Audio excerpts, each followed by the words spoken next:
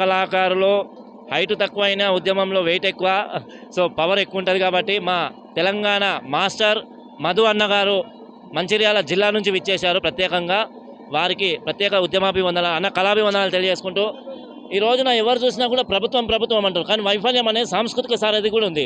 మళ్ళీ ఈ సాంస్కృతిక సారథిలో ఉద్యోగాలు ఏ విధంగా సాధించాలనుకున్నాం? ఈ పోరు దీక్ష వేదిక నుంచి మీరు ఏం చెప్పాలనుకుంటున్నారు? ఒక మాట అన్న. ముందుగా 10 టీవీ న్యూస్ తెలంగాణ ఉద్యమ వందనాలు. మా తెలంగాణ మంచిర్యాల జిల్లా నుండి మా కళాకారులు చొప్పదండి కిషను, బొమ్మేరు రాజేందరు, బరికొండ కృష్ణ, తర్వాత లింగన్న, తర్వాత కట్ల సతీష్, నూనె మానస, దాదాపు ఒక 30 మంది నిరుద్యోగ కళాకారులము ఈరోజు గాంధీ పార్కు వచ్చి మరి నిరుద్యోగ కళాకారులం మేము మొదటి నుండి తెలంగాణ ధూమ్ధాంలో కార్యక్రమాలు చేస్తూ మరి ఎంతోమంది నిరుద్యోగ కళాకారులం ఉన్నాము. మాకు సాంస్కృతిక సారథిలో జాబులు రాలేదు.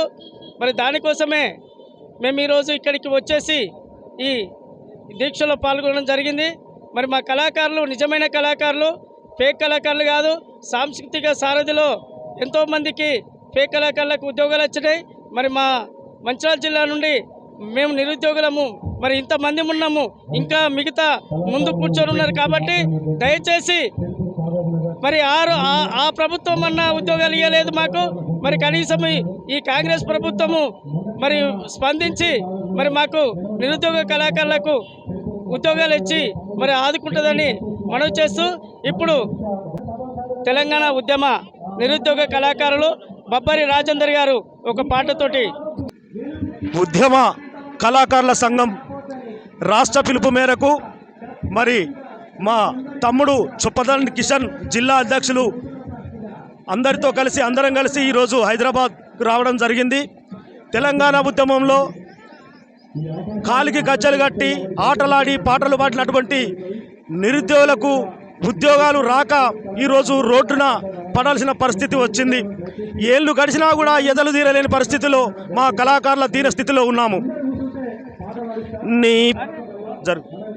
నీ పేరింటే ఆంధ్రతర గుండె చల్లు, నీ పేగు బిడ్డమ్మ ఓరుగల్లు, కళ్ళల్ల రౌద్రాన్ని